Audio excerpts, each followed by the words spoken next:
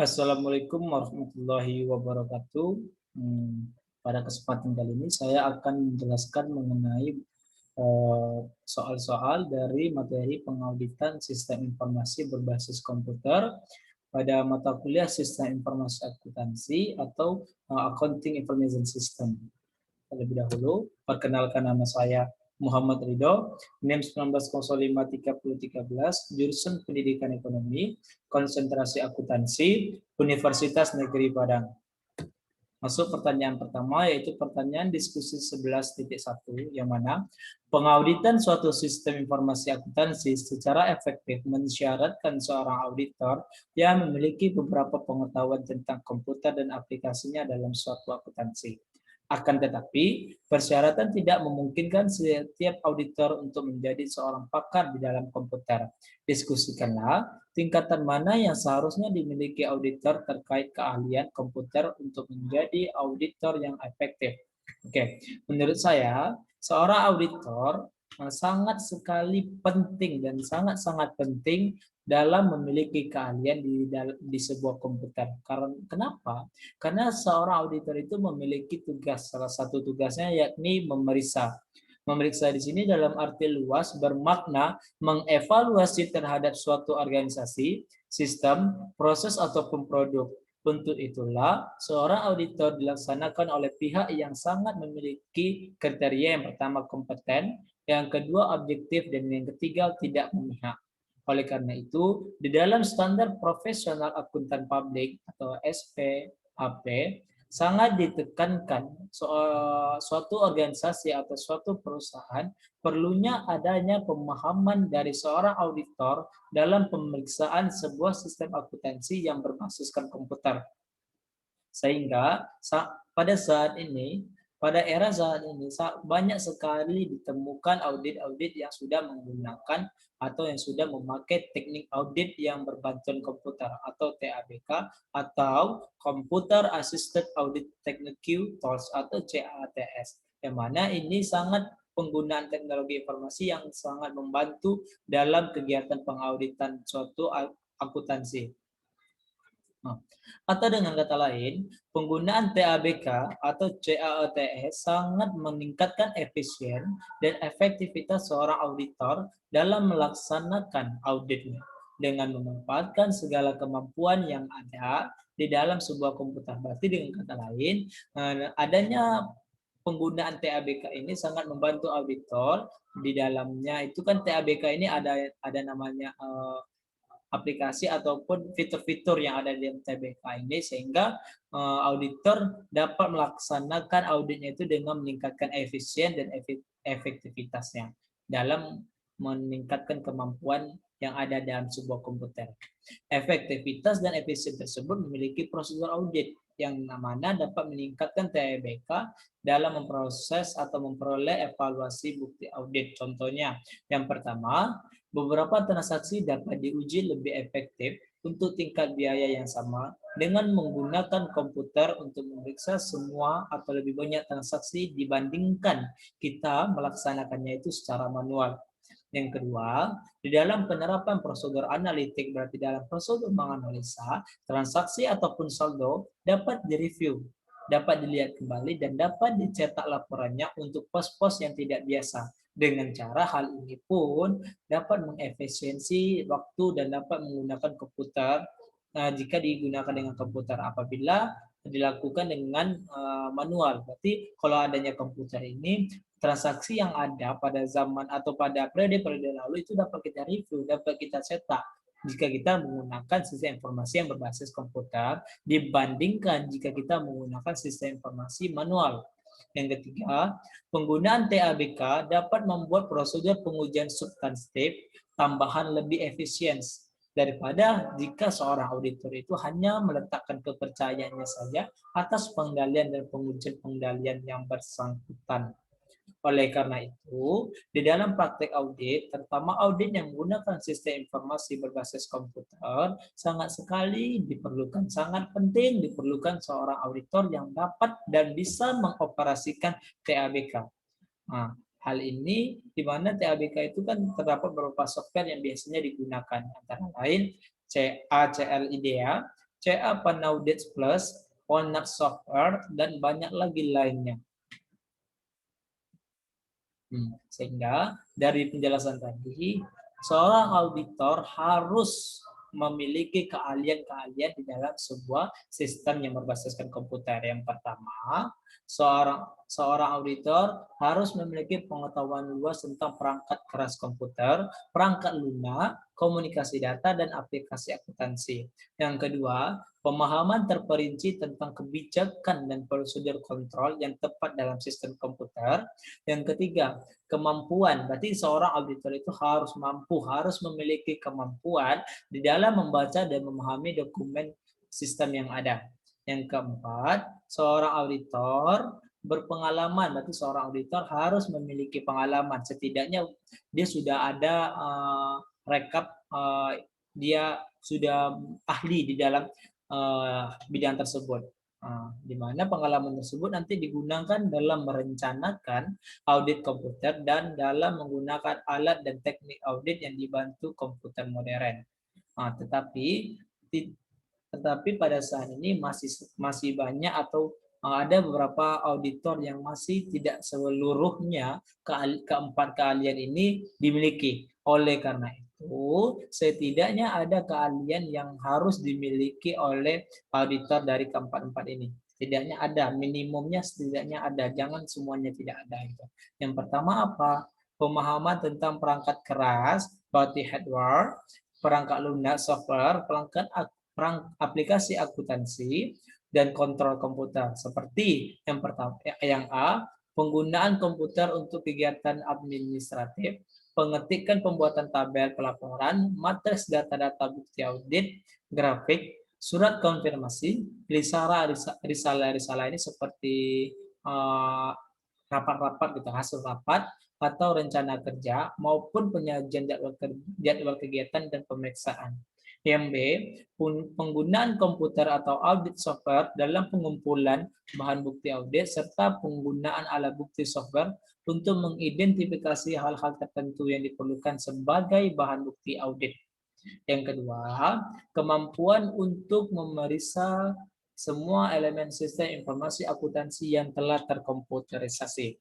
Serta yang terakhir adalah kemampuan untuk menggunakan komputer sebagai alat untuk mencapai tujuan audit ini. Sehingga dapat kita tarik kesimpulan, mengapa sebuah organisasi atau sebuah perusahaan itu mewajibkan atau mensyaratkan auditornya itu pandai atau bisa mengoperasikan sistem informasi berbasis komputer. Kenapa?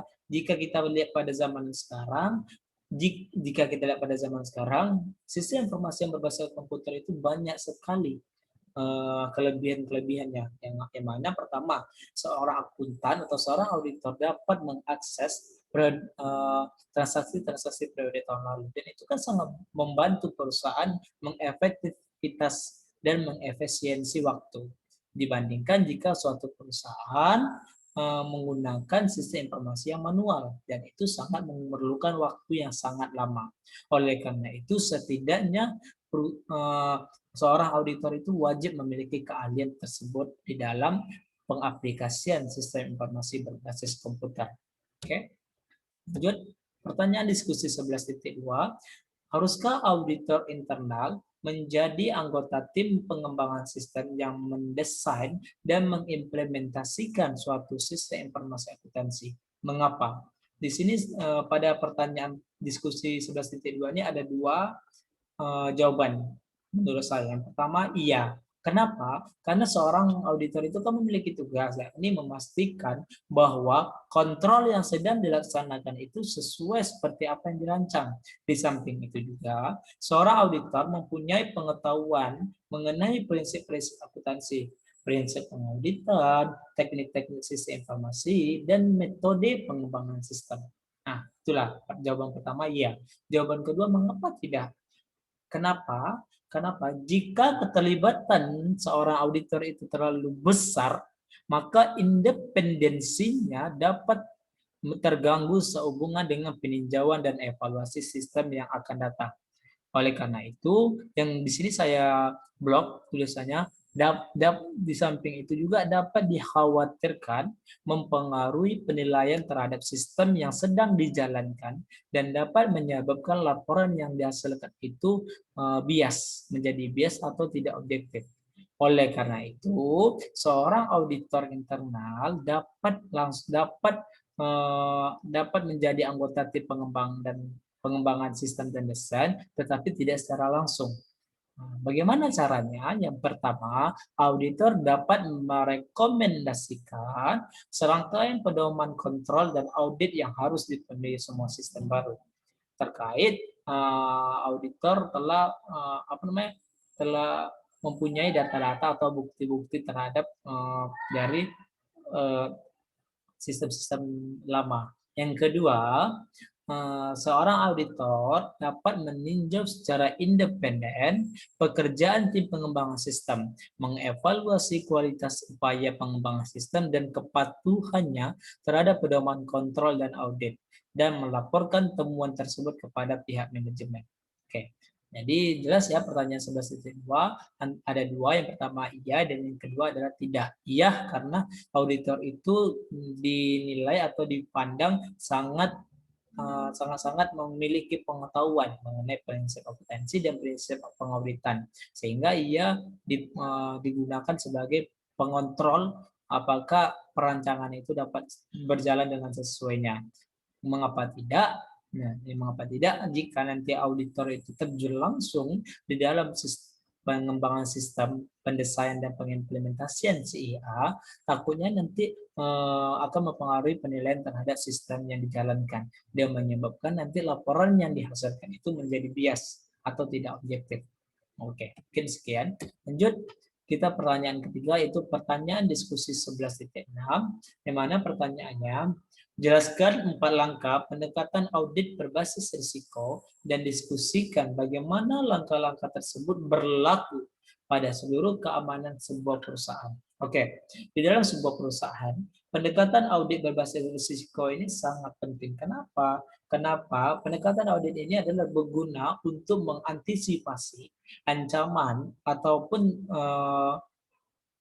penipuan ataupun kecurangan ataupun fraud dari luar ataupun dari dalam, sehingga terdapat 4 langkah pendekatan audit berbasis risiko yang dapat memberikan kerangka kerja untuk melakukan audit sistem informasi. Antara lain apa? Yang pertama, menentukan ancaman ataupun kecurangan dan kesalahan yang dihadapi di dalam sebuah perusahaan. Hal ini antara lain mungkin daftar penyalahgunaan dan kerusakan yang tidak disengaja ataupun disengaja, di mana sistem tersebut bisa terpapar dari kecurangan tersebut. Yang kedua, mengidentifikasi prosedur kontrol yang mencegah, mendeteksi kesalahan, ataupun memperbaiki ancaman. Hal ini mungkin semua ini adalah kontrol yang sudah diterapkan oleh pihak manajemen dan harus ditinjau lagi dan diuji lagi oleh seorang auditor. Untuk apa? Untuk meminimalkan ancaman. Yang tiga, mengevaluasi prosedur pengendalian. Evaluasi prosedur pengendalian ini ada 2 cara. Yang pertama apa? Tinjauan sistem menentukan apakah prosedur pengendalian benar-benar ada. Misalnya, melakukan peninjauan dokumentasi sistem dan melakukan wawancara dengan personil yang tepat untuk menentukan apakah prosedur yang dibutuhkan itu ada ataupun tidak. Yang kedua, yang B, pengujian pengendalian dilakukan untuk menentukan apakah pengendalian yang ada itu berfungsi sebagai mestinya atau berfungsi sebagai sesuai koridor ataupun sesuai prosedur yang ada. Nah, ataupun dengan maksud lain, uji ini dilakukan atau terdiri dari berbagai kegiatan seperti mengamati operasional sistem, memeriksa dokumen, memeriksa catatan, memeriksa laporan, memeriksa beberapa sampel input, berarti beberapa sampel yang masuk dan beberapa sampel yang keluar dari suatu sistem, serta menelusuri transaksi di sepanjang sistem itu berada. Makanya pengujian pengendalian ini perlu dilakukan seperti yang tadi. Oke. Lanjut yang keempat, mengevaluasi kelemahan pengendalian untuk menentukan pengaruhnya itu terhadap sifat, waktu, ataupun luas prosedur audit. Jika auditor menentukan bahwa risiko pengendalian tadi terlalu tinggi karena sistem pengendalian tidak memadai, ya risikonya tinggi, sistemnya pun tidak memadai, tidak meyakinkan, maka auditor akan mengumpulkan lebih banyak bukti dan bukti yang lebih baik dan bukti yang lebih tepat waktu untuk mengevaluasi kelemahan tadi. Nah, sehingga apa? Di sini saya mengblok tulisan ini karena ini yang sangat penting di dalam proses yang keempat itu adalah langkah ini berfokus pada risiko pengendalian dan apakah sistem pengendalian secara keseluruhan menangani hal-hal tersebut atau tidak. Apabila kekurangan pengendalian teridentifikasi, auditor menanyakan langsung tentang pengendalian pengimbang atau compensation control ataupun prosedur-prosedur yang mengimbangi kekurangan tersebut kepada pihak manajemen. Oleh sebab itu, kelemahan kontrol di satu daerah mungkin dapat diterima jika ada kontrol kompensasi di daerah lain. Nah, pendekatan berbasis risiko memberikan auditor pemahaman yang lebih jelas tentang keamanan keseluruhan perusahaan. Oleh karena itu, sehingga penipuan dan kesalahan yang ada dapat diatasi lebih cepat oleh auditor. Nah, ini juga dapat membantu mereka memahami risiko dan paparan apa yang akan terkait dengan sistem informasi yang ada di dalam suatu perusahaan. Selain itu, membantu mereka merencanakan cara menguji dan mengevaluasi kontrol internal, serta cara merencanakan prosedur audit berikutnya. Alhasilnya apa? Dasar yang baik untuk mengembangkan rekomendasi kepada manajemen tentang bagaimana sistem kontrol SIA harus ditingkatkan. Dipaham ya? Empat langkah tadi. Yang pertama menentukan ancaman, yang kedua mengidentifikasi prosedur kontrol. Kenapa? Di sini kan bagaimana langkah-langkah dalam pendekatan audit berbasis risiko dan bagaimana langkah-langkah tersebut dapat berlaku pada seluruh keamanan. Yang pertama menentukan ancaman, yang kedua mengidentifikasi prosedur, yang ketiga evaluasi prosedur, yang keempat mengevaluasi kelemahan. Setelah kita sudah tahu langkah-langkah dalam pendekatan berbasis risiko, maka langkah selanjutnya kita apa? Memberikan saran agar kecurangan tersebut tidak terjadi atau mencegahnya lah. Yang pertama apa? Tingkatkan pengendalian internal yang terdapat di perusahaan. Yang kedua, melakukan seleksi pegawai secara ketat dan gunakan jasa psikolog. Yang ketiga, tingkatkan keandalan internal audit departemen antara lain misalnya memberikan balas jasa yang menarik, memberikan perhatian yang cukup besar terhadap laporan mereka, mengharuskan internal auditor melaksanakan continuing professional education, berarti melaksanakan pengetahuan berkelanjutan. Yang keempat, berikan sanksi yang tegas kepada mereka yang sering melakukan kecurangan atau memang terdapat kecurangan dan berikan penghargaan kepada mereka yang sudah melakukan prestasi di dalam suatu perusahaan. Yang kelima, tumbuhkan iklim keterbukaan dalam perusahaan. Jadi tumbuhkan suasana terbuka, suasana kekeluargaan dalam sebuah perusahaan. Yang keenam, seorang manajemen harus memberikan contoh yang baik kepada bawahannya sehingga contoh tadi nanti akan berimbas kepada pengauditan suatu sistem informasi, misalnya bertindak jujur, bertindak adil, dan bertindak bersih. Bersih di sini maksudnya itu tidak melakukan kecurangan. Oke, lanjut. Pertanyaan keempat itu mengenai permasalahan 11.1. Di sini narasinya, Anda adalah direktur audit internal di sebuah universitas. Baru-baru ini, Anda bertemu dengan Isa Arnita, manajer pemrosesan data administratif, dan mengungkapkan keinginan untuk membuat alat yang lebih efektif antara kedua departemen. Isa menginginkan Anda membantu dalam hal sistem utang usaha baru yang saat ini dalam proses pengembangan. Dia merekomendasikan departemen Anda untuk mengasumsikan lini tanggung jawab untuk mengaudit faktur penjualan dari pemasok sebelum pembayaran faktur tersebut. Dia juga menginginkan audit internal memberikan berbagai saran selama masa pengembangan sistem, membantu instalasinya dan menyetujui sistem yang telah lengkap setelah membuat tinjauan akhir terlebih dahulu. Nah, akankah, masuk pertanyaannya, akankah Anda menerima atau menolak hal-hal berikut ini dan mengapa? Yang satu, rekomendasikan yang menyatakan bahwa departemen Anda itu bertanggung jawab atas audit awal faktur dari pemasok. Yang kedua, permintaan agar Anda memberikan saran selama masa pengembangan sistem. Yang ketiga, permintaan agar Anda membantu dalam instalasi sistem dan menyetujui sistem tersebut setelah melaksanakan tinjauan akhir. Oke, setelah kita telah membaca narasi dan perintahnya apa, langkah selanjutnya kita jawab. Yang A, rekomendasikan yang menyatakan bahwa departemen Anda bertanggung jawab atas audit awal faktur dari pemasok. Oke, seperti ini. Salah satu poin penting dari ruang lingkup auditor internal itu adalah penggunaan sumber daya yang ekonomis dan efisien. Hal ini berkaitan dengan audit awal faktor dari pemasok, yang mana audit internal ditugaskan untuk menilai apakah barang yang tertera dalam faktor tersebut sesuai dengan kebutuhan universitas, serta menilai apakah saldo yang tertera sesuai dengan jumlah pembelian yang dilakukan oleh pihak terkait. Oke.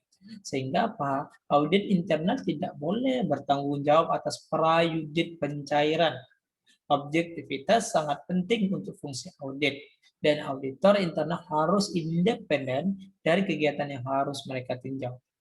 Mereka tidak boleh menyiapkan catatan atau terlibat dalam kegiatan apapun yang membahayakan objektivitas dan kemandirian mereka.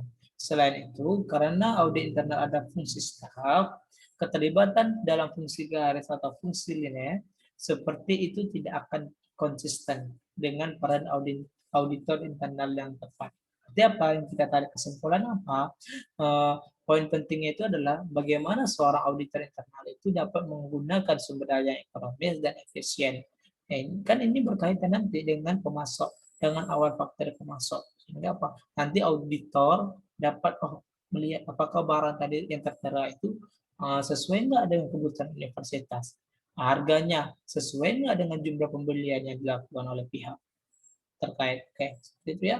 Sehingga auditor tadi tidak bertanggung jawab dalam pra-audit pencairan.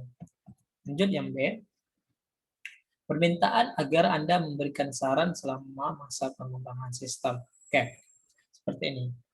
Di dalam pengembangan tadi, sangat menguntungkan bagi audit internal untuk membuat saran, khususnya selama fase desain mengenai kontrol dan jejak audit yang akan dibangun ke dalam sistem. Mengapa? Audit internal harus membangun antarmuka sesuai dengan Departemen Pemrosesan Data tadi untuk membantu mencapai tujuan ini. Baik objektivitas maupun independensi tidak terganggu jika auditor membuat rekomendasi untuk kontrol dalam sistem yang sudah ditinjau. Misalnya nih, seorang auditor akan membuat rekomendasi yang pertama, menyediakan daftar persyaratan kontrol. Yang kedua, meninjau rencana pengujian. Yang ketiga, melakukan penentuan bahwa ada standar dokumentasi dan bahwa mereka sedang diikuti atau sedang diawasi. Yang keempat, menentukan bahwa proyek itu sendiri terkendali dan ada sistem yang akan mengukur kemajuan dari desain tersebut. Oleh karena itu, dalam praktiknya, auditor internal dapat memberikan jasa konsultasi manajemen. Jasa tersebut dapat berupa pemanfaatan keahlian auditor untuk memberikan masukan terhadap pihak manajemen selama masa pengembangan sistem. Agar sistem yang diharapkan, yang diinginkan itu sesuai dengan standar yang berlaku secara umum. Oke, lanjut. C. Permintaan agar Anda membantu dalam instalasi sistem dan menyetujui sistem tersebut setelah melaksanakan tinjauan akhir. Oke. Auditor harus tetap independen dari sistem apapun yang selanjutnya yang akan mereka audit. Oleh karena itu, maka auditor harus menahan diri untuk tidak memberikan persetujuan keseluruhan dari sistem dalam peninjauan akhir. Auditor dapat membantu dalam instalasi atau konversi sistem dengan terus menawarkan saran untuk kontrol. Tapi di sini auditor itu hanya memberikan saran, terutama selama periode implementasi. Dalam situasi ini, auditor hanya dapat meninjau segmen yang hilau. mohon maaf, hanya dapat meninjau segmen yang hilang, hasil pengujian dan kecukupan dokumentasi program dan prosedur untuk menentukan kesiapan sistem untuk instalasi atau konversi. Setelah instalasi atau konversi, auditor dapat berpartisipasi dalam audit pasca instalasi, baik sendiri ataupun sebagai bagian dari tim. Oke, seperti itu ya. Lanjut, pertanyaan terakhir itu permasalahan 11.2 dengan narasi. Sebagai seorang auditor internal bagi Quick Manufacturing Company, Anda berpartisipasi dalam proses audit CIA perusahaan. Anda telah memeriksa pengendali internal atas sistem komputer yang memproses sebagian besar aplikasi akuntansinya.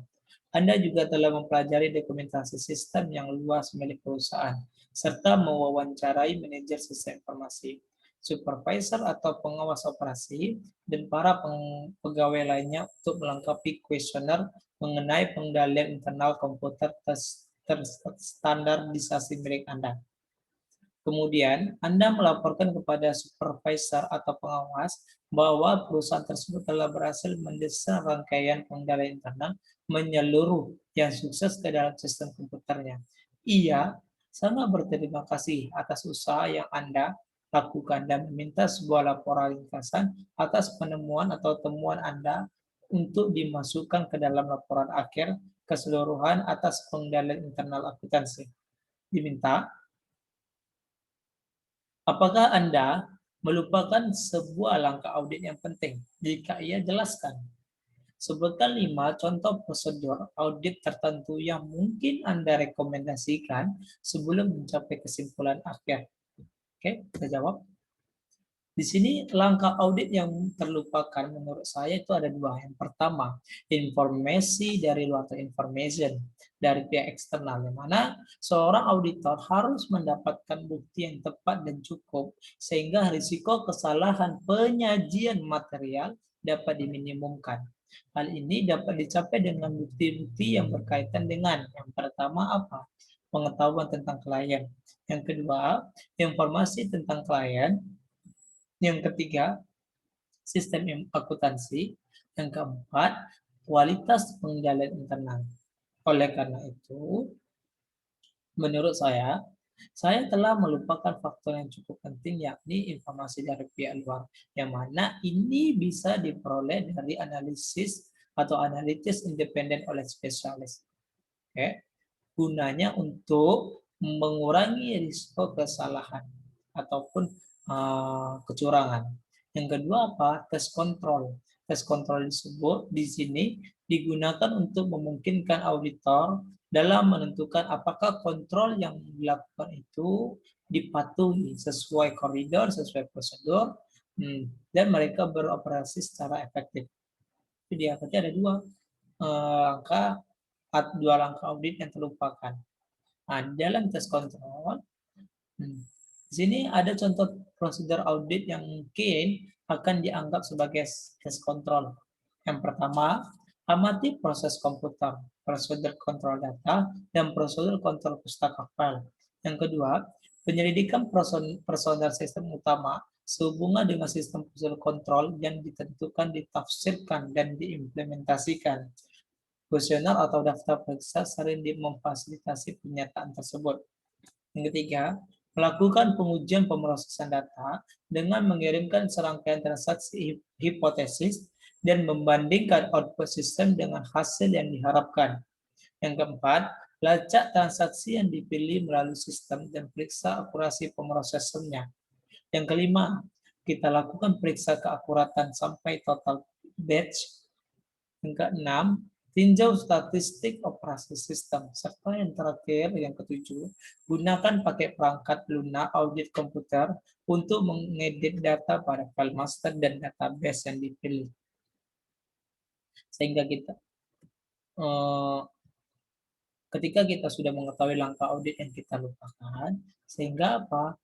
Kita tentukan 5, kita rekomendasikan 5 contoh prosedur audit yang mungkin dapat mencapai sebelum kesimpulan akhir. Yang pertama apa?